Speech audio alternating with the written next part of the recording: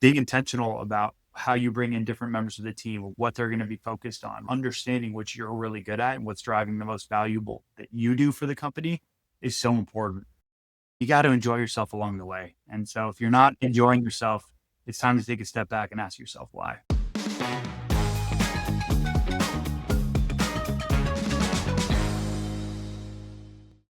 Thanks for joining us on the Better Business, Better Life podcast. I'm your host, Debra Chantry-Taylor, and I'm passionate about helping entrepreneurs lead their ideal lives by creating better businesses because life is just too bloody short.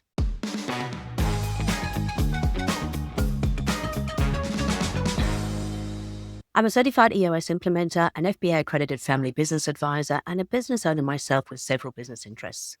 I work with established business owners and their leadership teams to help them live their ideal life using EOS, the Entrepreneurial Operating System. And I use this podcast to share practical tips and tools about how to use EOS in your business and your life to get more of what you want. Today's guest has built a franchise, a juice franchise with over 100 stores around the US using traction and has successfully sold it. He was the integrator in the business and his wife was the visionary. He's now an EOS implementer and is working with other entrepreneurs to improve their businesses.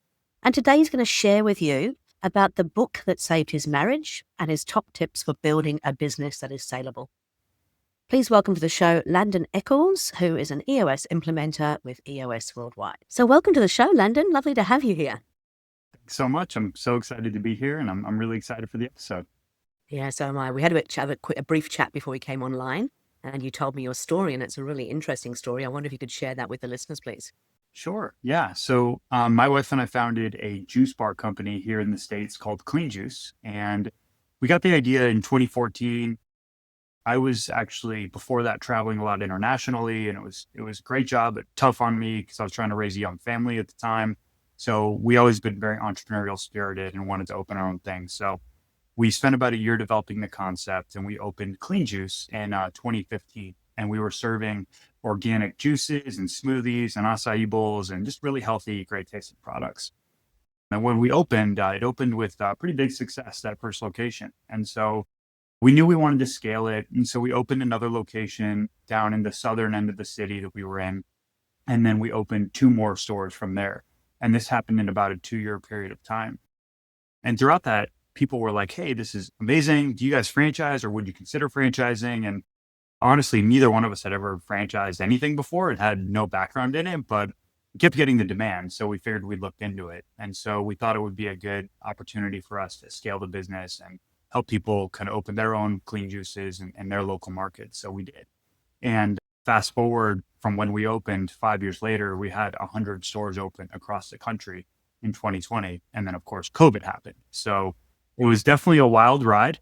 We scaled it very quickly, but it was a really cool product and there was high demand for it. So it was awesome. It was a lot of fun. Mm. And of course, you've got 5 children, is that right? I do. Yeah. So 5 So kids. you were doing all of that while also being married and having a young family and raising kids, yeah? Yeah. And my wife was as well. So if your listeners are familiar with EOS and how it works, she was our visionary and I was our integrator. So we actually worked hand in hand and we were the VI duo. So yeah, so it was both of us. Yeah, okay. You obviously have a lot of, you're obviously very good together. I mean, it's always very challenging to work with your wife or husband in a business, but obviously there was a great synergy there. So yes, the visionary integrator relationship. So you weren't always running on EOS though in the business, were you? That's right. So I always tell Mark Winters, the co-author of Rocket Fuel, that book saved our marriage, right? Because we were both kind of leading the company as co-founders, but we were falling all over each other, right? Neither one of us, like the team didn't really know who they reported to and who's doing what. And like, it was just I call it a bowl of spaghetti, right? It was just very kind of all over the place. And so it wasn't until we read Traction and then Rocket Fuel that we got really clear on what she was good at and what she loved to do that could add value to the company. And then what I was good at and loved to do and add value to the company. So she became our visionary, focused on the future, focused on, the R&D and the menu and how are we going to service the guests and what's the culture of the brand, all of that stuff. And I was thinking about, okay, how do I make it happen today? Right. How do I work with the leadership team? How do I make sure that we're digging into the details when we need to, making sure that everyone understands kind of what's the focus today. She'd bring those 20 ideas to every meeting, and I would tell her that 19 of them were insane, but one of them was great. And so we would go for that one. And it wasn't until we actually read that book that we were super clear on really, what it is that we could do to add value to the company while also doing the stuff that we were great at and loved to. So it was super helpful. It actually reminds me, I had a client who was running a metal recycling firm, husband and wife team as well. And they came in to do EOS with me, and we kind of went through the whole the accountability chart, looked at the visionary versus the integrator, and then they gave them the rocket fuel book, and they said exactly the same thing. They said this book actually saved our marriage, and because we loved each other, we loved working together, we were just always at odds and always confusing everybody else around us in terms of what we're trying to do. And it was the other way around. He was the vision, she was the integrator. But just by defining those roles, it actually meant that when they got into a tussle or an argument, which is perfectly okay, right? There should be natural tension between a visionary and integrator, but they can actually go, rather than saying, oh, Stu, you're just being Stu. It's like, oh, Stu, you're being a visionary, or oh, Lisa, you're being an integrator. And so it gave them that kind of language to take all the heat out of those emotions, which I think was really interesting. So yeah, I completely understand rocket fuel. For those of you who don't know, the rocket fuel talks about the fact there are two types of entrepreneurs required to run a business. And I suppose for a lot of people, we often think we can either be that one person who can do both, or you've got two co-founders who are trying to both be co-founders without any definition of, what they should really be doing. So that's a great book to have a read of. Exactly. So, as I said, you weren't running EOS, but you came across the book Traction. Tell us a little bit about how you came across that and what that did for you. Yeah. So I was in something called Vistage, which is a peer-to-peer kind of CEO coaching group, and working with other CEOs of other companies in this Vistage format. And it was great. I thought it was great for me, right? We happen to have an EOS implementer in the group as well who was building his practice, and I'll get to that in a moment. But Vistage was awesome for my own personal development and my coaching. But I always found that I would learn something in Vistage, and then I would try to bring it into my business with my leadership team. And they always knew when I had my Vistage meeting, because for about a week after, we'd be doing something. And then it would kind of fizzle out, right? And so I'd go and learn something, and a month later, and then we would do that. So I felt like Vistage was great for me, but I really needed something for my team, something for us to really align around. And so kind of at the same time, we had experienced really rapid growth. We were dealing with COVID and just all these different issues in the business. So I finally read the book Traction, and I was like, wow, like this, I think this would help us tremendously. So I devoured the book in like 2 days. I called the implementer who was in my Vistage group. His name was Neil. And we booked a 90-minute meeting, and, the rest is history. So we worked together for 3 or 4 years and implemented, EOS into my company with an implementer, right? So I was also confused, integrator, right? And implementer. So I was the company's integrator, meaning I was running the day-to-day operations of the business. Neil was teaching me how to run EOS into my business, and he was helping to facilitate those all-day sessions with our leadership as our EOS implementer. So I hired him to help me with that, and it was awesome. I mean, it really helped us. Like I always say that EOS doesn't, it doesn't magically solve all of your problems. It just gets really clear as to what's actually important, because before EOS, you feel like you've got 150 arrows in your brain pointing in all these different directions. After you do EOS, you know what the top 3 to 7 most important things you got to focus are. And so it just created that clarity for us, which was amazing. And so eventually I sold that company, and I loved EOS so much that I decided to become an EOS implementer myself. And so I've been doing it now for just about a year as an actual EOS implementer, which has been a really, really cool experience. I can relate to that. 5.5 years I've been doing it for now, and I absolutely adore it. Hey, so tell me, when you first read the Traction book, what was it? Was there one thing in there that kind of stood out for you that made you go, oh my goodness, this has been missing my entire life? Because I certainly had that moment myself. So it wasn't one thing in particular. I had done a little bit of everything, right? And so I was trying to run a weekly meeting with my management team, and it was 4 hours, and we just went round and round talking about the same stuff, right? So I tried to do that. And then we tried to set quarterly priorities, right? We talk about them in the beginning of the quarter, wouldn't talk about them again until the end of the quarter, right? And nothing ever got done. And so, and I had a company org chart, right? Like my leadership team would like literally make fun of me. They'd be like, you're always working on this org chart thing. But it was just names and titles, right? So it was so interesting. I read Traction, and I'm like, oh my gosh, like this is like what I've been spending all this time trying to figure out. It's all right here, right? Just way better than I could have done it. And so I'm a big component. Like if you are trying to do something and it's not working, like somebody's figured it out. You just got to go and find that thing. And so I was super stoked when I read Traction because it showed me the light on all the issues that I was having and trying to like reinvent the wheel. And it was just super clear. I'm like, oh my gosh, like that's how you actually get a priority done in 90 days. You check on it every week. And so I just kept having all these little light bulb moments. And I was like, this would be so helpful. And I was looking for something that my leadership team could really rally around and feel like they all brought the accountability into the room versus me trying to push something down throughout the organization. So it was a mixture of all that. I had a similar experience. I was actually running a business at the time, and a lot of the things that I was doing, like we had a scorecard. It was just a whiteboard rather than an actual, electronic scorecard. But we had a whiteboard that we were tracking things on a weekly basis, and we are trying to run weekly meetings. But yeah, it was just a bit chaotic. And I'd been doing coaching for about 20 years as well, and I had been doing, lots of little bits and pieces based on what I had learned from running some quite large businesses. But I didn't actually have a framework that just tied it all together. And I saw Traction and went, oh my goodness, this is it. This is my framework. This makes it easy. Exactly. That's Yeah. exactly right. Yeah. So Okay, so we've talked a little bit about the rocket fuel book and obviously the impact that had for you and your wife, which is fantastic. And it's really great to hear that you were very clear about what roles each of you had. Is there another tool that was like really transformational in the juice business? as it relates to EOS or in general.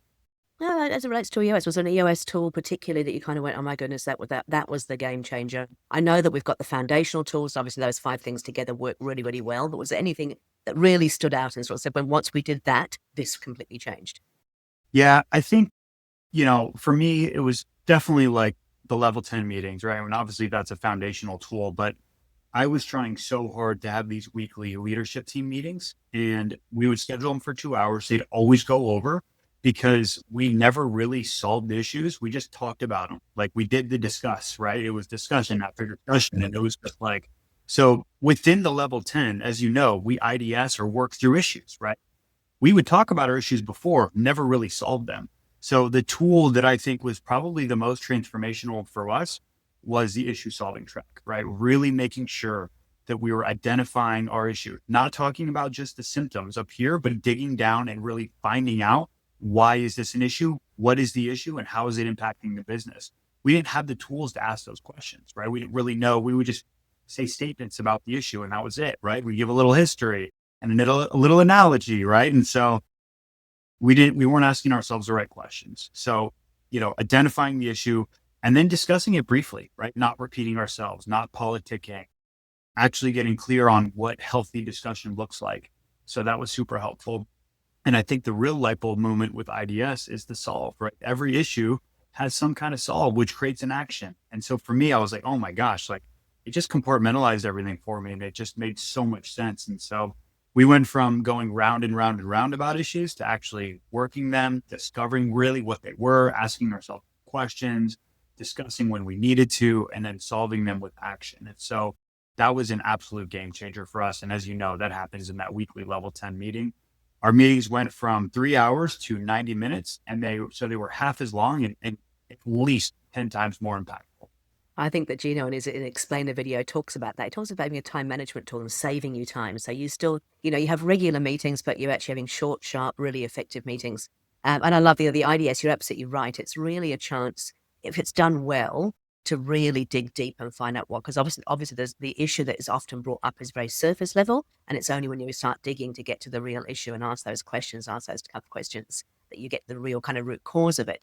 And I think one of the things I'm learning a lot with a lot of my clients, they feel like they have to kind of run through the meeting and tick off all their issues on their issues list. But it's not a game. It's not a race to get to the ticking them off. It's about having those really meaningful conversations. And sometimes the solve may not solve the complete issue, but it's always taking a step forward. And I think that what I love about it is there's always an action point. So you're not just discussing for discussing's sake. You're going, right, even if we can't solve the entire issue, at least we can take one step towards something that might then bring us back to help solve it next time around. That's exactly right. Yeah, I totally agree. It's magnitude, right? Order of impact on the business. And so I think sometimes teams like they'll bring issues aren't really issues, but they learn in the beginning, or they want to solve like the easy stuff so they can do that ticking, right? But it's like, yeah, exactly. It's a little bit of but it's like, guys, look, like if we solved one issue, but it was the biggest, most important issue that we had to solve, that was a great use of 60 minutes, you know? So it's all about impact. And that's what I try to coach now. That's beautiful. I actually have in my office, I use some soft, fluffy toys to kind of, remind people of some of the things that they need to do. And I actually have a Donald Trump in my toolkit, which is the no politicking. And it's just a reminder, whether you love him or hate him, it doesn't matter. It's a reminder that that's what politicians do, is they repeat themselves over and over again. That's not what we're about. We're actually about, sharing your opinion once. Yeah. Yeah. Okay, great. So structured meetings, having that IDS, you're absolutely right. That's a game changer, I think, for most businesses. And it does. I mean, if you think about the number of meetings that we used to have before I brought traction into the business, it's like we would have meetings for just about everything, and they would go for ages, and then you come out and go, what was that about? So it's a definite game changer. Yeah, exactly. Exactly. Cool. And Tell me, I tell me love the about the rating growth. too. Oh, sorry. I was going to say, I love rating the meetings as well, right? That was always cool because if you don't rate the meeting, you don't know how you're doing, right? Number one. Number two, if you know at the beginning of the meeting that you're going to rate it at the end, it actually helps you to do better work throughout the meeting, right? So it's this psychological thing. And I was like, wow, like our meeting sucked, but I never had a way of explaining it. And now I did with a rating. So they didn't start out as tens, but we got there, you know? So it's just that measurement tool. And it's so funny because it's like such a basic thing, but it just like is so powerful. That's why I love EOS. It's simple and it works. It takes work, right? But if you follow it and you put the work in, it's a simple thing to follow. Yeah. Actually, I hadn't really thought about that. You're right, because you're coming in with an intention in the meeting that you want to make it the best meeting possible, and you're going to have to rate it. Yeah. I often have the discussion, especially in the early days with new clients, about the ratings. Yeah, they tend to do it based on, oh, I didn't like the meeting, therefore I gave it a 6. It's like, no, you know what? Every meeting is actually perfect before it starts, isn't it? Because nothing has gone wrong before it starts. So every meeting is a 10 before it starts. And then it's really about, did we follow the process? Did we actually get into the real issues? Did we do everything that's required in that meeting? And then you kind of take points off where perhaps you haven't followed the process, or somebody was late, or whatever it might be, and then you get a real score. And then it forces you to think about, well, what do we need to do to improve that? And there's no more joy for an EOS implementer when we get our stuff come through from 90 or from Stretty and see that your clients have actually rated the meeting tens across the board. You go, yes, we've made it. Totally. Yeah. Like Yeah, yeah. yeah, yeah, It's awesome. brilliant. Totally great. So tell us a little bit about the growing pains, because I mean, that's huge growth that you had with the juice bar, to go from what was essentially, you and your wife kind of running a business, opening up a couple of stores, to suddenly 105 stores across the whole of the US. What were some of the challenges that you faced in that growth? Because that's pretty fast growth. It was fast growth for sure. I think, the biggest challenge that we faced early on was COVID, right? But everyone faced that. But for us, we're in the restaurant industry. So actually kept most of our stores open during that time because we were considered essential. But just taking that, I think in March it was like 80% revenue hit. And then, April was 50% revenue hit, and May it got better. But then after that, it was such a swing. Like it was a pendulum swing in the right direction for us. Like our demand went up crazy. So that was great, that created its own set of challenges. And those challenges were supply chain, really, because we were sourcing only USDA certified organic materials to make all of our products. So not only did we scale to 100 locations in 5 years, we were the first to market a certified organic concept in the US that was franchised. So it was like we were doing all these first, which of course just created more and more challenges and difficulty. So, as we scaled, we tried to make decisions that were, going to be the best for the brand, just in terms of where we were sourcing and how we would make different products and different things like that. And, as you get bigger and bigger, you just can't please everyone, right? So there's always trying to work through, work with different franchisees and different partners on different things. And so that was definitely a bit of a challenge. But before EOS, like we had no way of prioritizing all this stuff, and then after I implemented it, it was just very clear what we needed to focus on. So it didn't make the challenges go away. It just made our team way better at handling them, which is, I think, every business. No business runs perfectly, right? That's just a complete misnomer, right? That's not what we help entrepreneurs do. What we do help them do is get more organized, more clear, and eventually give them more time back because they focus less on all this stuff in their brain and they're able to compartmentalize it along the way. So we went through a bit of that, but But yeah, those were the big challenges. And I think that, the biggest challenge was probably in supply chain, just because of the demand and then the lack of the materials after the demand went up. Sure, that makes perfect sense. And it's interesting just thinking about what you just said then. I mean, the one of the things I love about EOS is it actually forces, I should say forces, well, yeah, it does. It forces the leadership team to actually step up and be a real leadership team, right? So often, especially in a newer business, you'll have people who are on the leadership team, but they're not really functioning as leaders of the business. And then when you use the accountability chart to really establish what those main functions are and then get those main functions represented the leadership team, I think it changes the conversations that are had at that level. And I certainly know as an entrepreneur, when you've got your leadership team working with you, you suddenly feel supported. I have so many clients who say, hey, look, I felt like I was doing it all on my own. And now suddenly I've got this team who are actually there with me fighting for the greater good. We're all in it together and they feel like they're equals and they can actually contribute.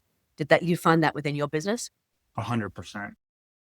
Before EOS, I felt like I was just trying to push things down. And I always love to use these different analogies, but I felt like I was always trying to push things down. And, rather than I was trying to push down the responsibility versus, if you think about that from a top down approach, right? The opposite of that would be everyone coming into a circle together, right? And bringing that accountability and that middle of the table together.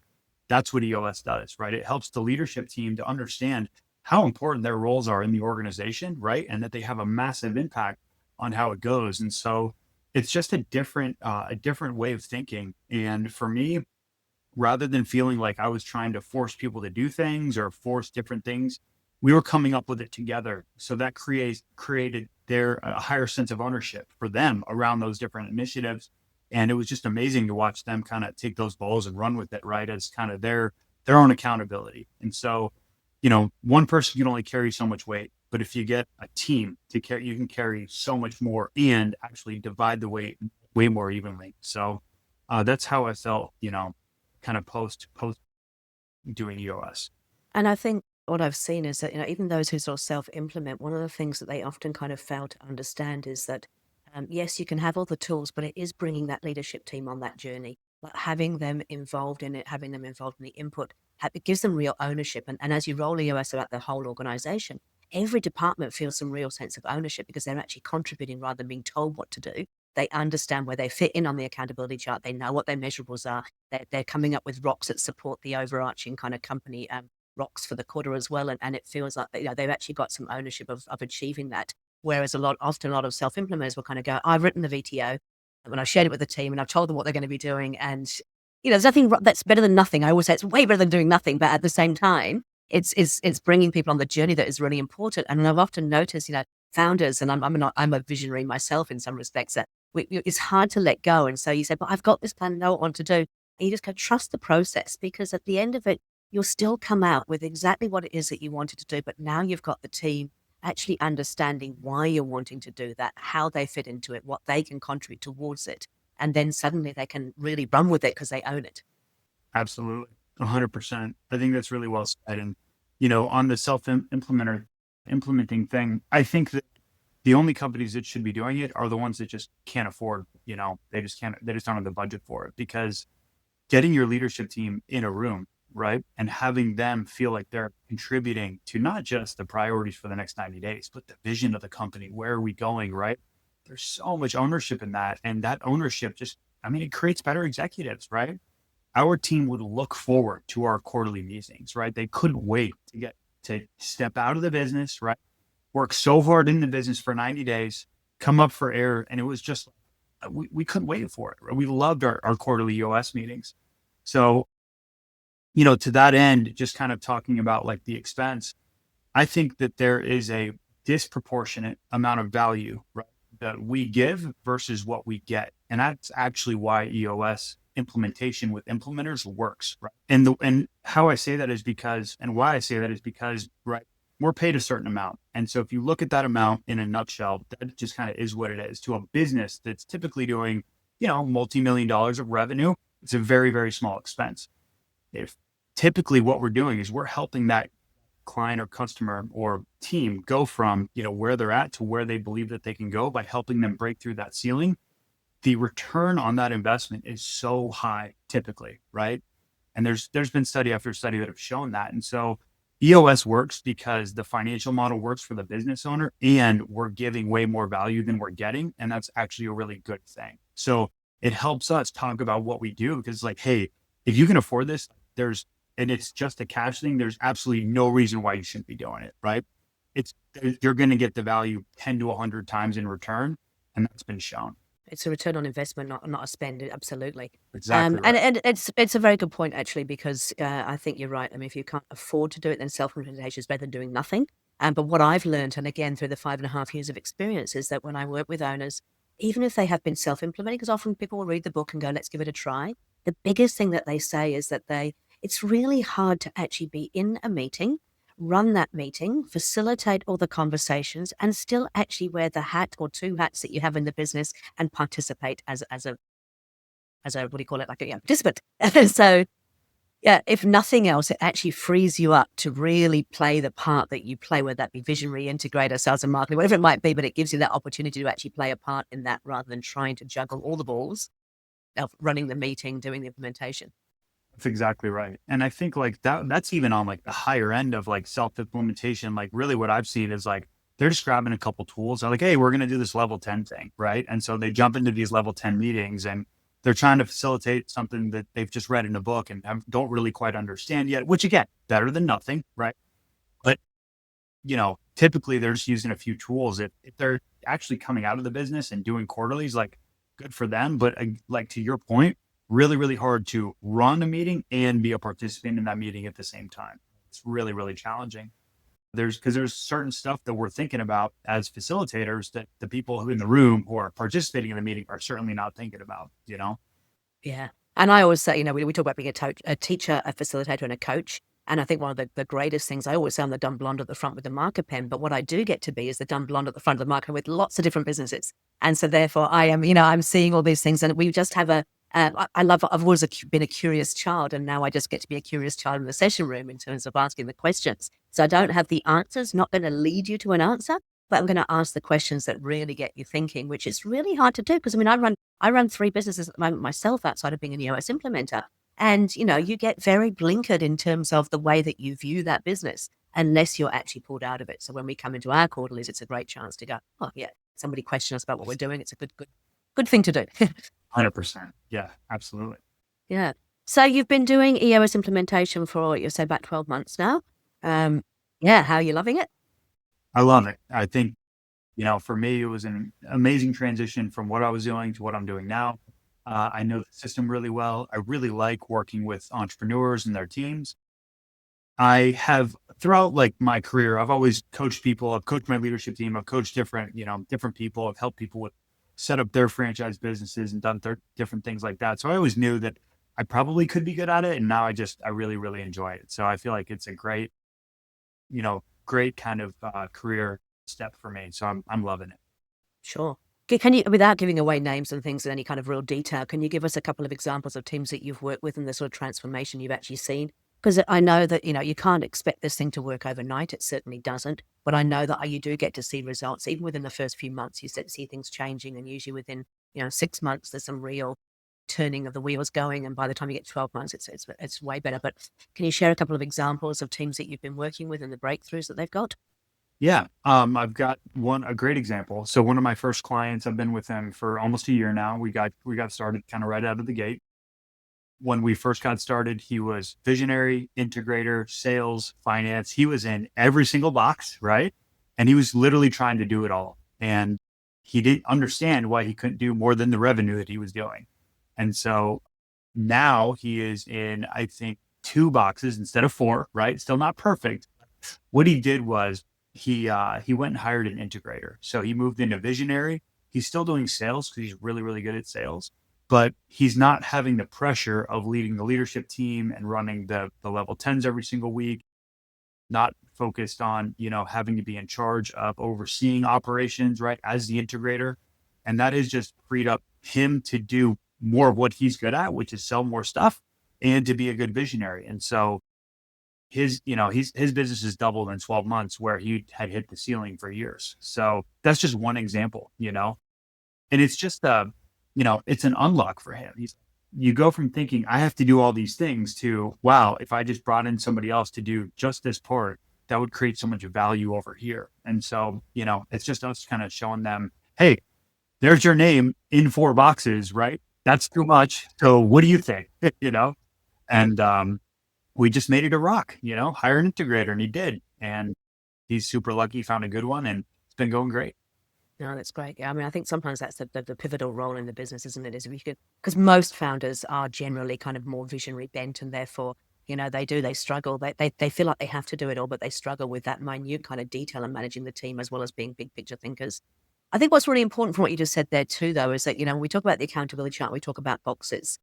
You can wear multiple seats, and sometimes you have to, because a small business, if you are the best salesperson, you may well wear a sales seat, and it may even be at the next level down, not even on the leadership team. I've got one client where he's the visionary, and there's actually a salesperson reporting into a sales and marketing kind of function as a salesperson, which is quite interesting.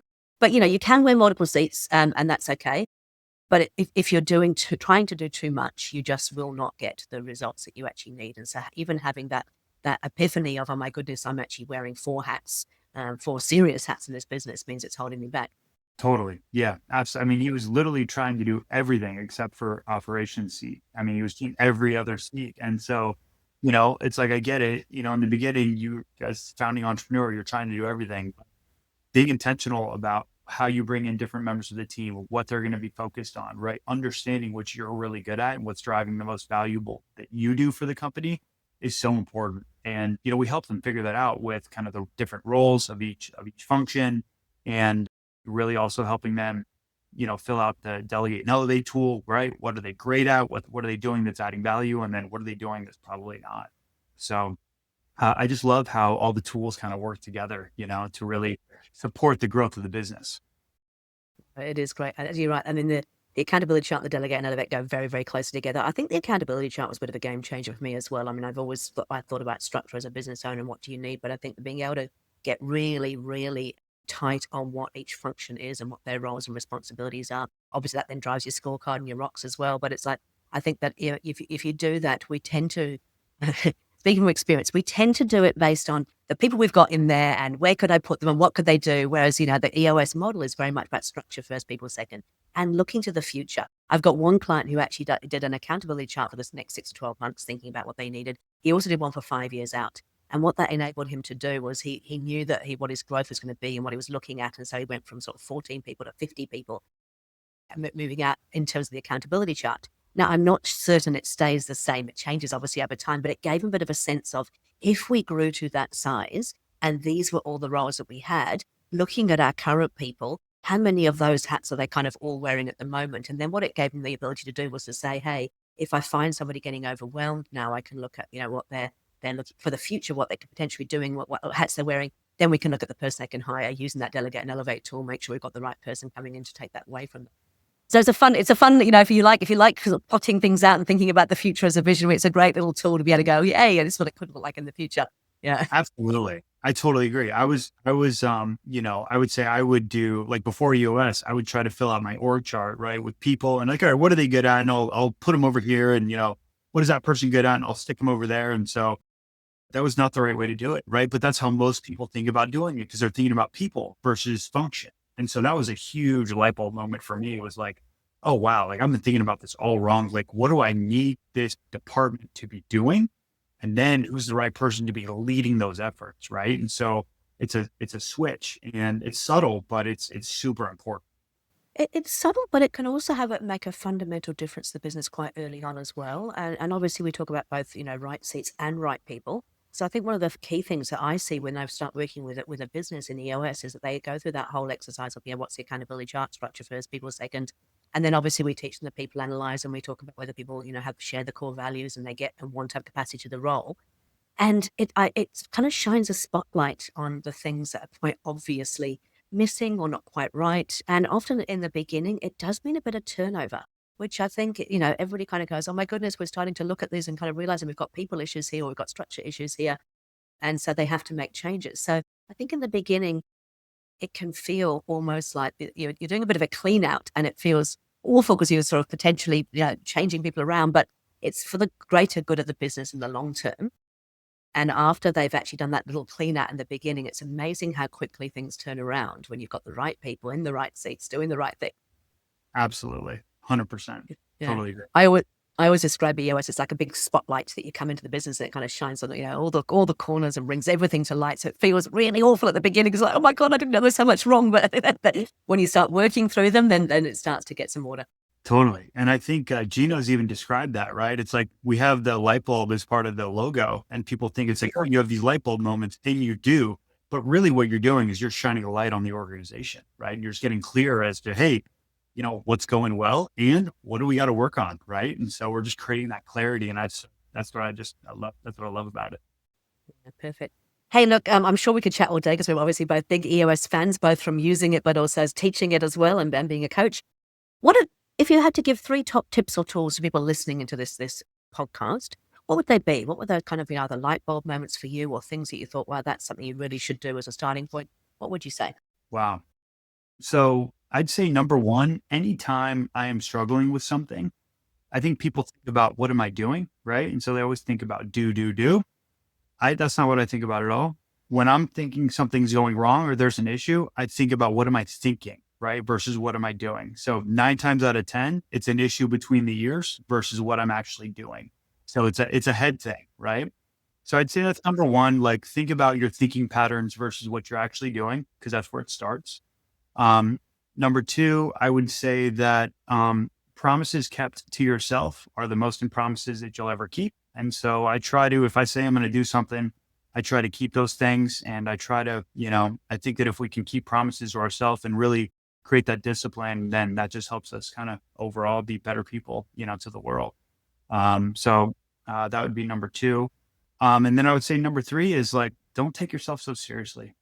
I struggled with that a lot, being an integrator and being focused on the details and, all the different challenges and all these things. But if you really take a big step back, right, we're not here very long. So we better enjoy the ride along the way. And, what is super hard or difficult today is probably not going to be there in 12 months. Right. So just enjoy it and, know when to take a step back and really see the forest through the trees. Yeah, those are my top 3. Thank you. And I think that's the clarity break. I was talking about this with a client actually yesterday. We talked about clarity breaks a while back and only one of the team had actually been doing this. We revisited them to actually talk about, why they're effective they are.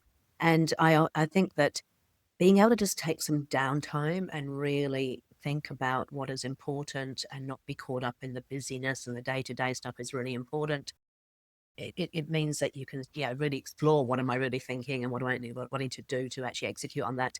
It's, again, a really simple tool. I think this is what I love about EOS. Everything is so simple. It isn't easy. Let's be honest. It's not easy, but it is simple. And it's just those little things. And when you start to put them all together, they just create this momentum that gives you that time to then have some more fun with the business. Because it should be, like, as you said, life's too bloody short. We should be enjoying what we're doing.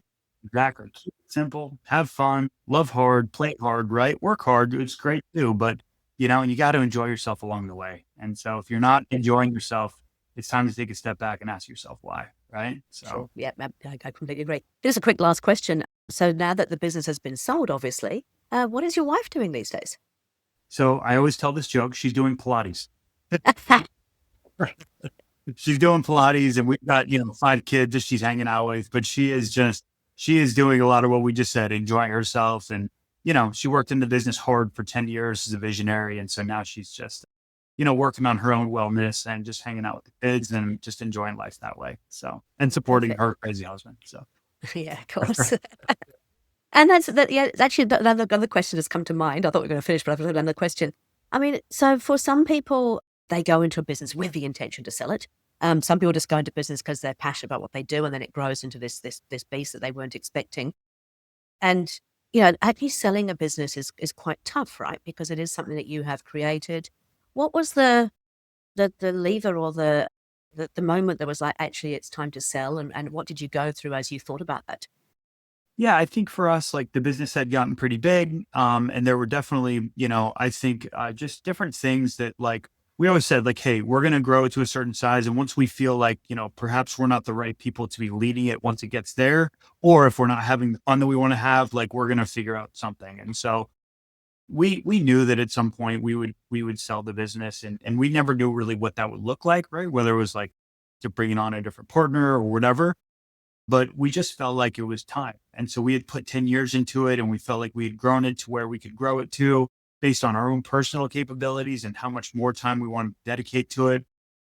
And so, I think that we also, had other things we wanted to do, right? I was like, I really wanted to do more kind of coaching things, and eventually I chose to do that through EOS, but we just, we felt like we had done as much as we could, and we were happy to kind of go from there. And I think that that's kind of the beauty of selling a business. And, you get to enjoy what you did, but then also kind of take your next step in life. So that was how we did it.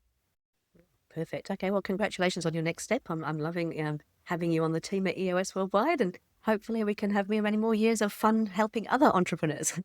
Yes, absolutely. Well, thank you so much. Thanks so much for having me on the podcast. I love listening to it, and I think you do a wonderful job. So I really appreciate it. That's very kind. Hey, Landon, thank you very much. Hey, look, we're going to put Landon's link in the notes here. So if you want to get in contact with Landon, he'll have all the details on there. Thank you again for your time. Thank you.